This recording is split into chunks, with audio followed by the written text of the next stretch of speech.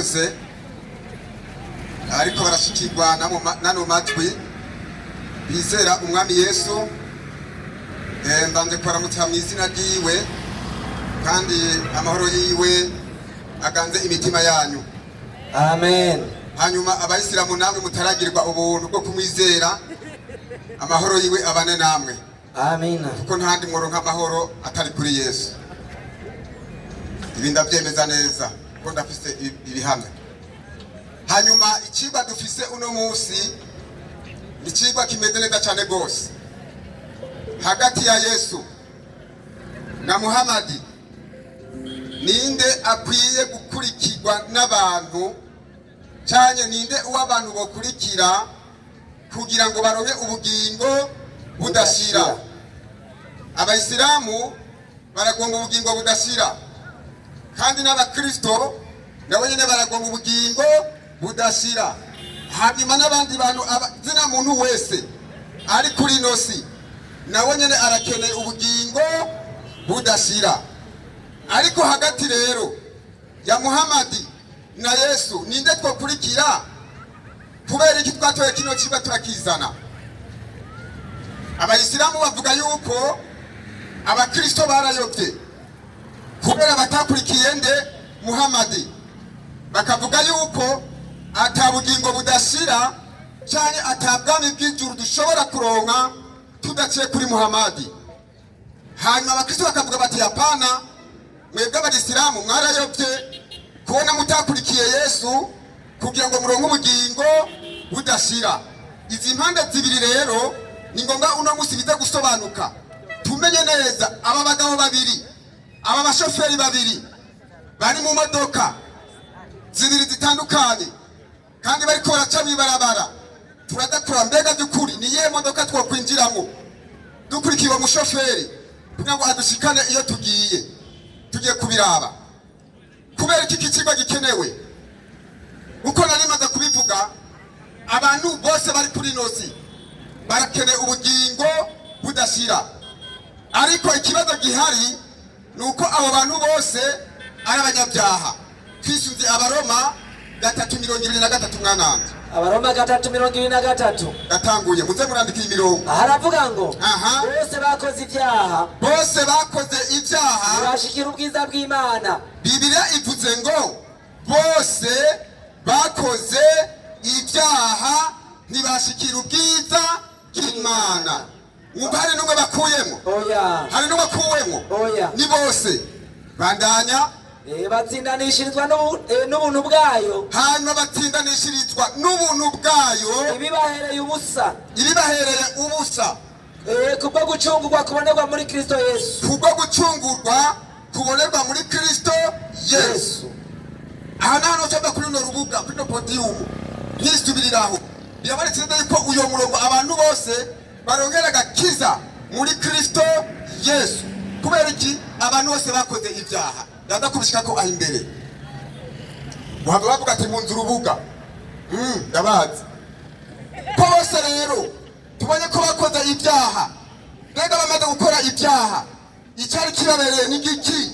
6:23 6:23 Abaroma nyene. Yego. 6:23 aravuga ngo ingero y'icyaha n'urupfu. Ingero y'icyaha n'urupfu. Ariko ingabire y'Imana n'ubugingo budashira bubonerwa muri Kristo Yesu umwami. Ariko ingabire y'Imana n'ubugingo budashira bubonerwa muri Kristo Yesu umwami wacu. Kumbe abantu bose ko bakoze ibyaha ingero yabo ni iki? N'urupfu. Nta n'umwe ategeka kurusimba, ni ngombwa. Ariko kubera Imana idukunda, amajambo abandi bavuga ngo ariko ingabire y'Imana n'ubugingo budashira bubonerwa muri Kristo Yesu umwami wacu. Ibirahagije. Kubijyo rero tugomba turabe byukuri hagati y'uyu Yesu rero na Muhamadi ninde twokurikira? Ninde yokurikirwa n'abantu hanyuma bakaronka ubugingo budashira? Mwananje bagiye muri corona bari duheza 3:22 Qur'ani 3:22 cya gitabo kidasomwa mu izina rya Yesu. Avuga ngo iki? Kiravuga ngo 3:5 wa 22 wa 22 mwarimu niho ndi. Ndio. 22 nahageze. Haravuga ngo havuga ko iki? wala hawawi sawa walio hai na walio kufa. Ngo canke ntibashobora kuba cyo kimwe abantu bapfuye n'abantu bakiri bazima. Kubw'ibyo abapfuye n'abantu bazima ntibashobora kuba cyo kimwe kubwa Qur'ani ngene ivuze. Kubw'ibyo rero icyo tuzi uyu mwanya turiko turavugana Muhammad yaragizene yarapfuye kandi na bugingo n'ubu ari hehe ari mumva. Ibi n'abayisilamu ntibabihakana, nyamara babihakana turaza kubaraba ngaha. Ibi ndazi ko batemeye ko Muhammad yapfuye, kiretse bazanye irindi hishurirwa rivuga riti hapana, Muhammad ntiyapfuye ni muzima. Ariko Qur'ani tubwiye ngo ntibashobora kuba cyo kimwe abapfuye n'abakiri bazima. Reka turabe umwami Yesu nawe gende mu byesho Yohana. Mbega byukuri Yesu turizera ko yagizene yapfuye, mbega nawe aracari mumva cyane ni muzima? Ibyesho Yohana 1:17 ugeze ku 18. 1:17 aravuga ngo ndamubonye imbere nyundo ziwe nk'upfuye. Ndamubonye nikubita imbere nyundo ziwe nk'upfuye. Adashaka ukuboko kw'iburyo. Madashaka ukuboko kwe kw'iburyo. Ati ntutinye Yohana ntutinye. Jewe ndi uwa mbere kandi ndi uw'iherezo. Jewe ndi uwa mbere kandi ndi uw'iherezo. Kandi ndi muzima. Kandi ndi muzima. Nari narapfuye. Kandi raba mpora ndi muzima ibihe bitazoshira. Kandi raba mpora ndi muzima ibihe bitazoshira. Kumbe Yesu yarapfuye ariko yaranesheje urupfu, hanyuma arazuka, ubu ni muzima kandi azohora ari muzima ibihe bidashira. Ariko Muhammadi yarapfuye na bugingo n'ubu aracari mumva. Ikibazo gicakizanike muza kutwishyura hagati y'uyu Yesu yapfuye arazuka, sawa, hanyuma n'ubu Muhammadi yapfuye akaba kiri mumva. Muri aba babiri wokurikira mwonde yogwa ubugingo budashira?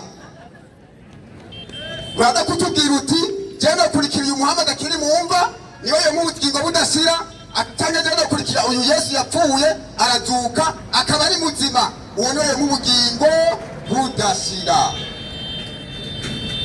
Haleluya, amen. Kubera iki kandi Yesu yapfuye 14:9 baruma mwananje 14:9 aratubwira ko 14:9 ndio haravuga ngo nahageze mwarimu niho ndi. Haravuga ngo ku murongo w'9 kuko icyatumye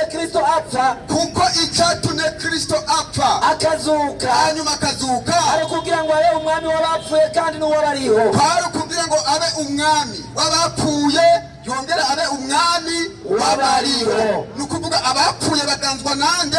Na Yesu. Kandi muri abo bapfuye na Muhammadi arimo, hanyuma n'abakiri bazima abo nabo baganzwa nande? Na Yesu. N'abayisilamu barimo. Hagati y'uyu Yesu rero ariwe aganza, ariwe mwami aganje abapfuye n'abakiri bazima, n'uyu Muhammadi atana kimwe ashoboye kuganza ari mumva, wokurikira nde yogwa ubugingo budashira? Hanyuma ikindi gikurikira kubera nyambariwe abaganza bizogenda gute? Timoteyo 2:4 mwananje. Icyete cya kabiri cya Timoteyo, hanyuma ngende mu bindi 4:1 haravuga ngo ku murongo wa mbere bakwihanikiriza mu nyoga z'Imana no mu za Kristo Yesu azocira kwiteka abazoba bariho. Uwo Yesu Kristo niwe azocira kwiteka abazoba bakiriho, abazoba barapfuye n'abazoba baragizene barapfuye. Kubw'ibyo Yesu niwe azoca imanza. Kubera iki? Niwe mwami aganje abakiri bazima n'abamaze gupfa. Uwo Yesu rero niwe azoza gucira imanza bazima n'abamaze gupfa. Hagati ya Muhammadi na Yesu wumva wakurikira nde muri uyu mucamanza? Na Muhammadi arindiriye mbega uko Muhammadi barindiriye urubanza bandira muri Qur'ani 10:2 mwana. Qur'ani 10:2 haravuga ngo yo kumunwa gusa wahibagiye aho hantu. Aho sinohibagiye. Qur'ani igice c'10 ku murongo wa 12 10:2 haravuga ngo mbega bibaza ngo n'ibindi bintu barindiriye, bibaza yuko ari ibindi bintu barindiriye kudoshikirwa n'iminsi y'ibihano byashikiye abo hambere yabo. Nuko nimurindire mw'abayisilamu, w'abayisilamu naje Muhammad ndi kumwe namwe mu barindiriye ivyo bintu. Kumbe Muhammad arindiriye iki? Ibihano. Genda kusigura y'uwo murongo. Sigura y'uwo murongo avuga ngo niba banamugenza bamumoye ku kintu nawe uzi ko wiyagiriza wombe ku mutwe hakiri kare barakumwa nk'uko bamumoye kuko nawe barakumwa nk'uko bamumoye. Kubw'ibyo Muhammad arindiriye ibihano, hanyuma tubiri ko uza guca imanza hanyuma tatanga n'ibyo bihano kubapfuye n'abakiri bazima ninde? Yesu Kristo. Cyukuri dukoresheje n'ubwenge karemano busanzwe hagati y'Yesu azoza guca imanza n'uyu Muhammad ari mu barindiriye ibihano wo kurikirange yo guha ubugingo budashira. Mwanange ego genda muri Yohana 8:24. Yohana 8 wa mwigishwa Yesu yakunda ndacashira yingi twanda kumnyiriza gukurikira mu wundi mwanya. Igice 8:24 ndio haravuga ngo umurongo wa 24 niho ndi haravuga ngo ico nico gitumye mbabwira ko muzopfira mu vyaha vyanyu. Abantu bazopfira mu vyaha vyabo kubera mutizera ko ndiwe muzopfira mu vyaha vyanyu. Abantu nibatizera ko Yesu ariwe nde? Ariwe mukiza. Abantu bazopfira mu vyaha vyabo. Ko tubonye yuko Yesu avuga ati iki nico gitumye ndababwira ko muzopfira mu vyaha vyanyu kuko nimutizera ko ndiwe Yesu niwe nde. Nari natanze inyishu ngo masiki kibazo muri Qur'an 9:6 Qur'an tukufu 9:6 haravuga ngo 9:6 haravuga ngo vuga 49 hapo ni 10 najua haravuga ngo ndio ngo vuga Muhammad jewe silicaduka mu zindi ntumwa jewe Muhammad ntabwo ndicaduka mu zindi ntumwa kandi jewe sinzi urubanza nzocibwa kandi jewe Muhammad sinzi urubanza nzocibwa kandi sinzi namwebwe munkurikira urubanza muzocibwa namwebwe munkurikira sinzi yo muzobona bandanya ikiyuzinga nako jewe sinkurikira ibindi sikuhavugaho haravuga ngo haravuga ngo jewe nkurikira ibyo mishurirwa gusa nkurikira ibyo jewe sindiwe n'imisiye haravuga ngo reka subiremo ngo vuga Muhammad jewe sindi mushasha mu zindi ntumwa kandi jewe sinzi urubanza muzocibwa kandi n'urubanza nzocibwa jewe sinkurikira ibindi kiretse ibyo mishurirwa kandi jewe sindiwe. Muhammad avuga yuko atariwe. Yesu avuga yuko ariwe. Natanze n'igicu ko Muhammad avuga atariwe si wende. Muriko muri bibazo Muhammad avuga yuko atariwe si wende. Yesu avuga ko ariwe ni wende. Ariko mwakurikiranye neza n'ibyiga. Hanyuma ikindi gikurikira kubera ki Muhammad tutona mukurikira bidakwiye ko akurikirwa mwananze banza ugende mu butumwa bwiza bwa Luka 34 1:34 haravuga ngo rimwe ku murongo wa 34 nihondi havuga ngo iki? Mariya abaza umumarayika ati ibyo bizobaho bite? Arabonye icyitwa umugabo. Umumarayika aramwishura ati muhemu yarazokuzako ubushobozi bw'isumba byose buzogutera igitutu nicyo gituma uwera azovuka azokwita umwana w'isumba byose. Kumbe tubonye yuko Yesu ari uwera n'umwera nda. Mbega Muhammad nabyifashe gute? N'umweranda cyangwa byifashe gute muri Qur'an bitubwira? 4:19 mwana. Qur'an 4:19 mu kigabane cyitiriwe Muhammad ubwiwe. Hanze muri Luka muze kugaruka ko nda mu kigabane cyitiriwe Muhammad ubwiwe 4:19 igice haravuga ngo ku murongo wa 19 haravuga ngo numenye ko atawundi akwiye gusengwa turetse Imana imwe. Ewe Muhammad nusaba imbabazi ku vyaha vyawe. Muhammad abwiye ngo asabe imbabazi ku vyaha vyiwe kuga Qur'an iremeza yuko Muhammad ari umuki ari umunyavyaha. Yesu nawe bivuze ko ari umuki umugororotsi uwera umugororotsi. Hagati y'uyu uwera uyu mugororotsi n'uyu munyavyaha wokurikira nde yoguha ubugingo budashira. Tuna turikiriwe kubita utababarira yewe ngana ego genda muri Yohana 10:27 Yohana 10:27 Yohana 10:27 Ngindi mwe mbanza bihagarike haravuga ngo ku murongo wa 27 ndio haravuga ngo 27 ababaye intama zanjye. Yesu ariko aravuga ati ababaye intama zanjye jewe Yesu bumva ijwi ryanje ubwa mbere bumva ijwi ryanje nanjye ndabazi nabo barankurikira kandi nanje Yesu baha ubugingo budashira naho bazokwigera bapfa rubi gushitsa ibihe bidashira. Kumbe abizeye umwami Yesu avuga yuko abaha ubugingo budashira ntaho bazokwigera bapfa rubi gushitsa ibihe bidashira. Kubw'ibyo Yesu atanga ubugingo budashira. Mbega kubwo Muhammad nawe we Muhammad abagukurikiye wobafasha iki? Indwi na rimwe ibirane Qur'an indwi na rimwe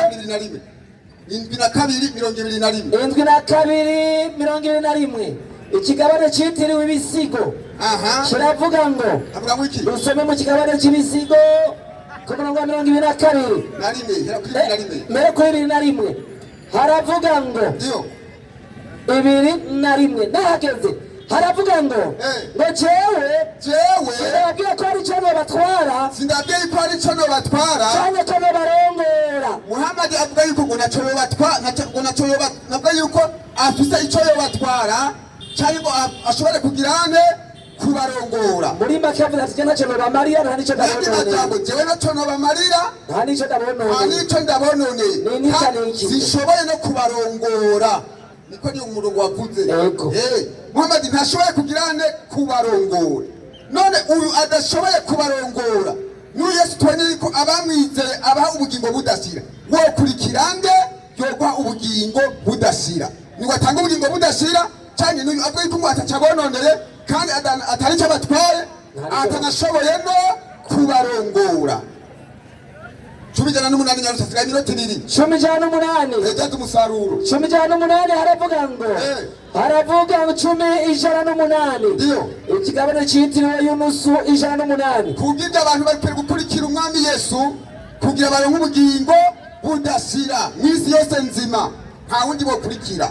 Haravuga ngo yarutse umwanya uraheze kandaza memagaze umwanya uraheze nyarutse haravuga ngo vuga yemwe mw'abayisilamu mwe ukuri mwamaze kukumenya kandi kuvuye ku mana yanyu nuko rero uzimuruka ku nyungu yiwe uwuzimira nawe akazi kiwe biramusha. je Muhammad si umwungere wanyu. Muhammad si umwungere.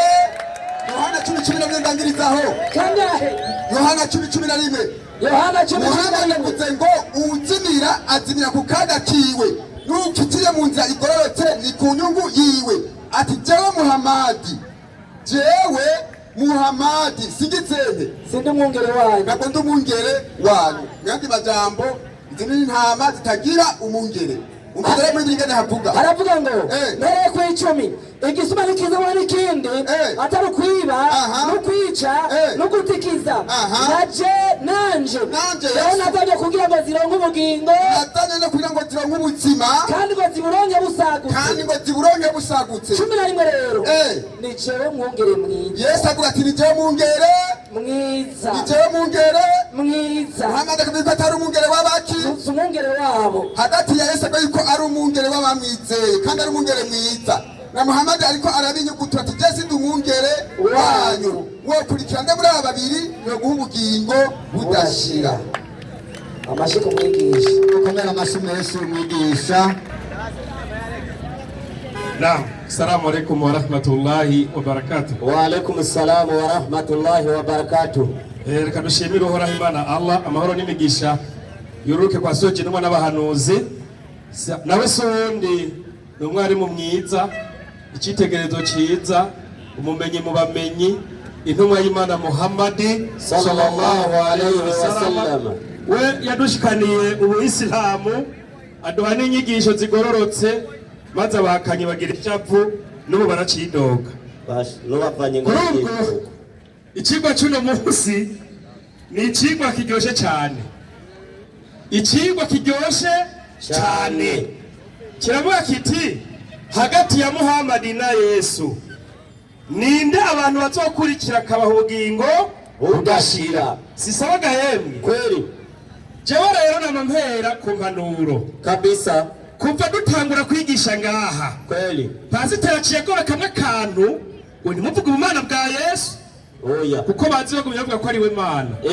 Ariko uno musagiye gucungura abantu bajana kuki ku Mana. Turabazi ubu turi kwivuga kubera iki.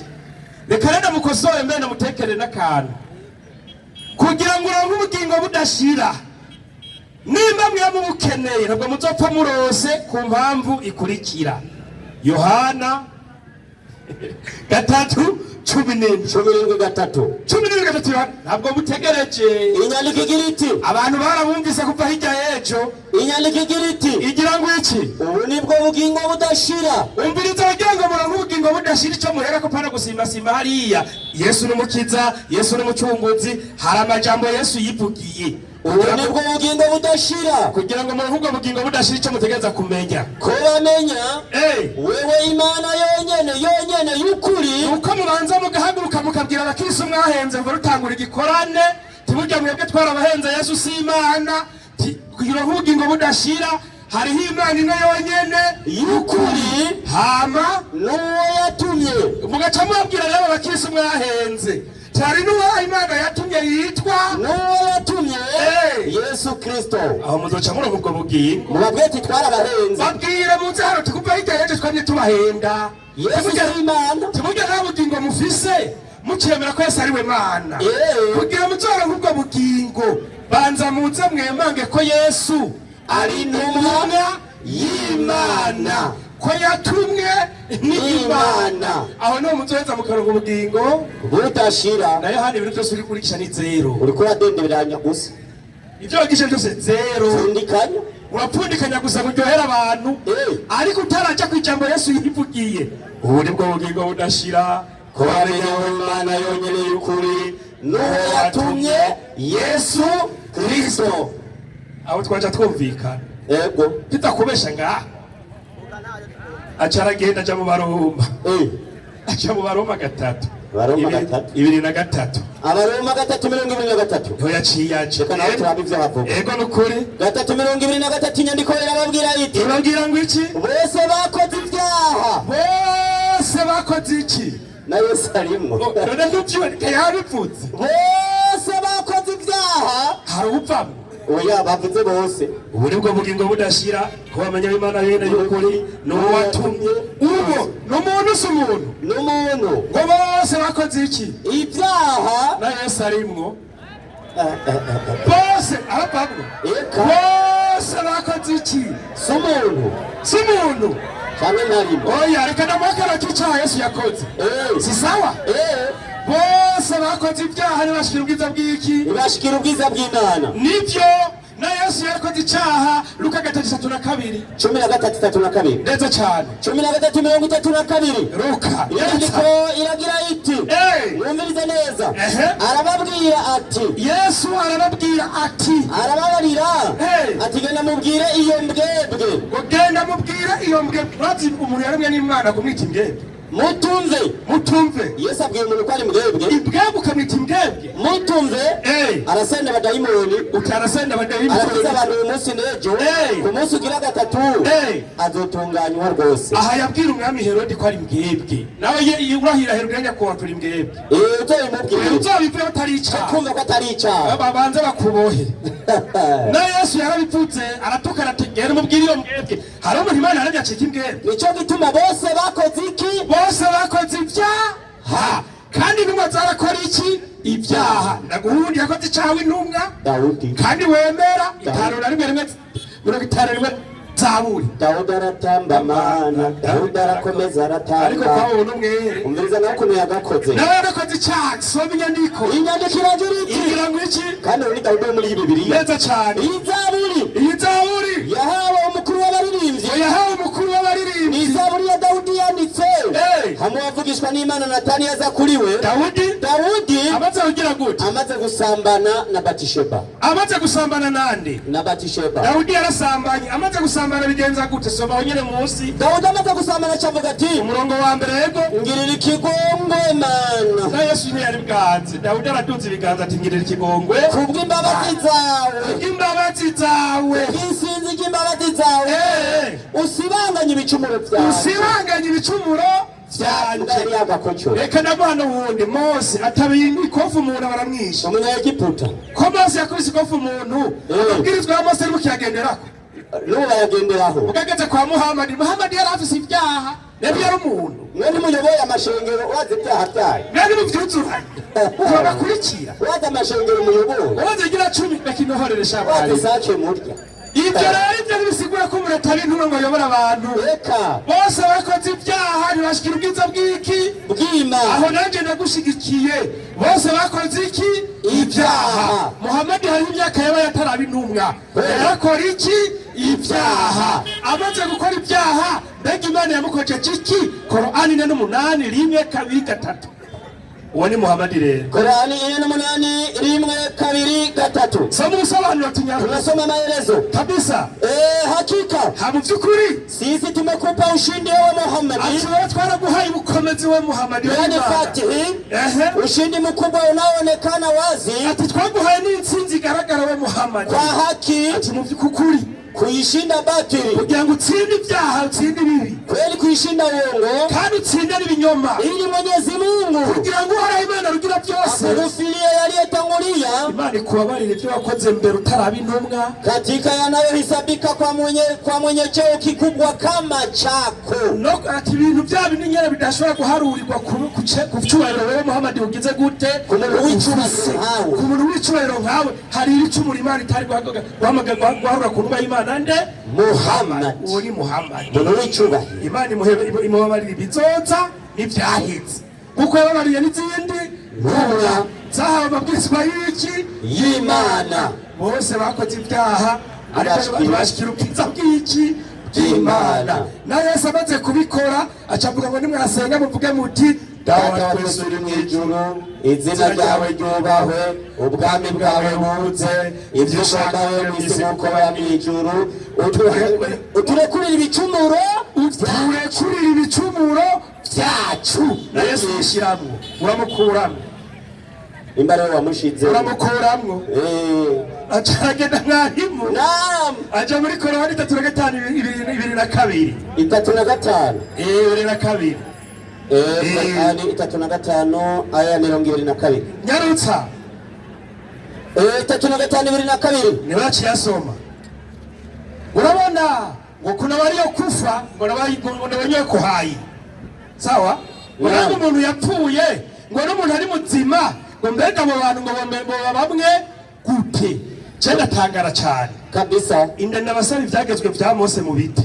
Kweli ko yarapfuye 3:5 aya 22. Havuga ngo iki? Nasema avuga ngo iki? Bismillahirrahmanirrahim. Izina ry'Imana nyene imbabazi nyene mu bila shaka atagukeka sisi tumekutuma ati twaragutumye tumekuleta kwa haki ati twakuzanye mukuri wa Muhammad ili ubashiri kugira ngo utange inkuru na uonye kandi ugabisha ibiremu na hakuna taifa lolote ila lililopita humo ati ntagikuvugura kimwe cyaciye ila alipita humo muonyaji mtume kwao kandi ibihugu byose byagenda bironka abagabisha intumwa nuko suko havuga ivyo yavuze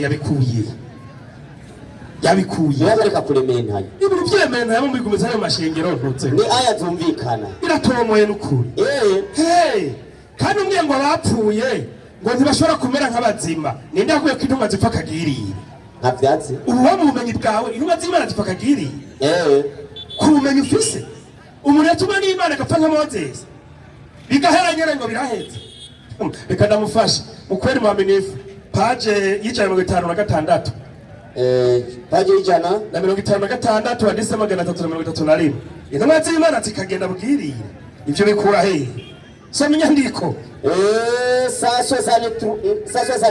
sasa ngani sisi ego inasema hivi havuga ngo iki inasema hakika mu vyukuri Mwenyezi Mungu Imana rugira byose kayiharamisha hera hejuru hakika Mwenyezi Mungu ati mu vyukuri ora Imana rugira byose kayiharamisha kaikataza ardhi kula miwili ya mitume imibiri y'intumwa z'Imana ntabwo bagenda mu kuzimu babare kujya aho waboze uzobora wewe binadamu yeyote atari ku muntu wari we wese au mnyama akifa cyangwa igikoko cyose gipfuye basi lazima mwili wake utaoza ikibiribiri kiba gitegerezwa kubora na kupotea ardhini kigaca kirangirira mu ivu ama miili ya mitume ariko imibiri y'intumwa z'Imana haiwezi kabisa ishobora kubora kuba Moses canke jewe canke undi wari we wese mpaka siku ya kiyama ushaka kumusimeruka ubwo bumenyi barakurengeye navyuzi genda wige nenda kasome ba acaraza mwari bagenda mu Baroma 14:9 Abaroma 14:9 yego 14:9 hagira hati yego kuko icyatumye Kristo apfa ngo icyatumye Kristo apfa ubu bemeye ko yapfuye Imana yarapfuye akazuka ari kugira ngo abe umwami w'abapfuye ari kugira ngo abe umwami w'abapfuye umva umwami w'aba nicyo gituma bamwita umwami mwe murapfa n'umwami w'imipfu n'umwami w'imizimu n'umwami w'imayiti mwe murapfa umva ari umwami wanyu eka kwanza muranamubeshe cyaho mugati muramubeshe Matayo 12:5 Matayo 12:5 wamubeshe n'ukuri arabishura ati Yesu n'umwami usome inyandiko arabishura ati sinatuma ku bandi oya 11:5 Matayo 11:5 Matayo yego nagezeyo kabisa muri ico gihe Yesu aravuga ati ndaguhimbaza data mwami w'ijuru n'isi nimba Yesu yari umwami uyu wundi yari karatabaza abwira ko ari umwami w'ijuru n'isi ninde aratubwiye n'umwana ari ngahayo kwishura Yesu nigeze aba umwami wahe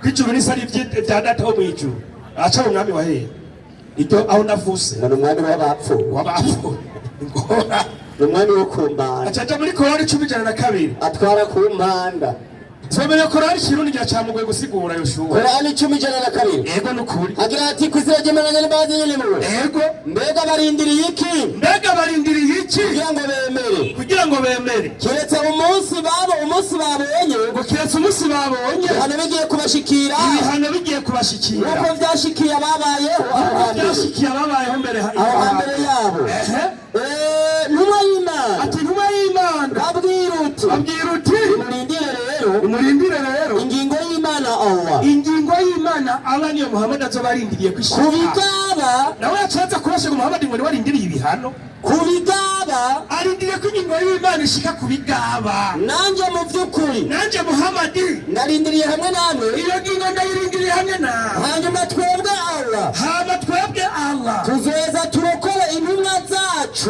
turokora intumwa zacu n'abemeramana n'abazobakurikira izo ntumwa bari kumwe nazo ni nk'uko nyene rero ni nk'uko bimeze twabarokoye dutegerezwa kukurokora nawe ntumwa y'Imana nawe Muhammad dutegereza kukurokora Muhammad ntumubabari ntumurira umusaya hamwe n'abemeramana muri kumwe twebwe na Muhammad Imana izoturokora dushire mu ijuru Allahu Akbar turindiriye ijuru turokowe n'Imana hamwe n'intumwa y'Imana nde Muhammad uko niko gucungurwa turindiriye sallallahu alayhi wasallam gakuturira umusaya wewe wihangane mukagenda kuziye urindira umwana warapfuye ku mpande uranyereka aho uzoja nawe ego nukuri sisaba mwarimu kweli acaja muri Yohana 8:24 icagiye kumbabaza aca simba 2:1 soma 2:1 Yohana 8:21 yego inyandiko iramubwira iti akaukumviriza neza